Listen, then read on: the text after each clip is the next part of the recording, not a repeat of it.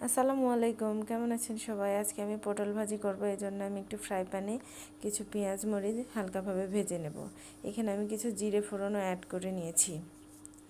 পেঁয়াজ মরিচটা একটু হালকাভাবে ভাজা হয়ে গেলে এখানে আমি পটলগুলো দিয়ে নেব। পটলগুলোকে আমি আগেই ভালোভাবে কেটে ধুয়ে সামান্য পরিমাণ হলুদ গুঁড়ো এবং লবণ দিয়ে ভাপ দিয়ে রেখে দিয়েছিলাম। আপনারা কে কীভাবে পটল ভাজি করেন কমেন্ট বক্সে জানাবেন। আমরা তো এইভাবেই করে থাকি। এখন এখানে একটু পরিমাণ মতো লবণ দিয়ে নিব, সামান্য মরিচের গুঁড়া এবং হলুদের গুঁড়াও দিয়ে নিব। আমার মেয়ে ঝাল কম খায়, তো এই জন্য আমাদের একটু ঝাল কমই দিতে হয়। কিন্তু আমার মেয়ে পটল ভাজি খুব পছন্দ, আমারও অনেক পছন্দ। পটল ভাজির সাথে কিন্তু ডাল হইলে জমে যায়, কিন্তু আমি আজকে ডাল রান্না করব না, পটল ভাজি রান্না করব। এখন একটু ভালোভাবে নেড়ে চেড়ে মশলাটার সাথে মিশিয়ে নেব। এইভাবে ভালোভাবে নেড়ে চেড়ে অল্প আঁচে ভেজে নিতে হবে। একটু সময় নিয়ে ভাজতে হবে। পটল থেকে কিন্তু অনেকটাই পানি বের হচ্ছে। আমি বারবার চাপ দিয়ে পানিগুলোকে একটু বের করে নিয়েছিলাম।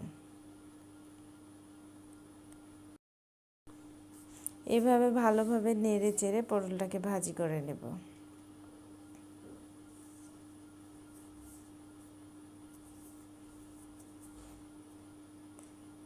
পটল থেকে কিন্তু এখনও অনেকটা পানি বের হচ্ছে। এভাবে বারবার নেড়ে চেড়ে চাপ দিয়ে ওর পানিটাকে বের করে নিচ্ছিলাম, যাতে পটল ভাজিটা খেতে অনেক সুস্বাদু লাগে।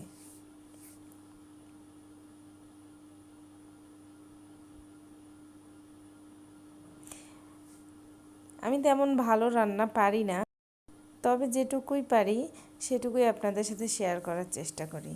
কিন্তু সব সময় আমার ভিডিও করা সম্ভব হয়ে ওঠে না। বাচ্চা সামলানো, সংসার সামলানো, এই সব কিছু করে সবসময় আমার ভিডিও করা সম্ভব হয়ে ওঠে না। তাই একটু চেষ্টা করি, কাজের ফাঁকেও চেষ্টা করে থাকি।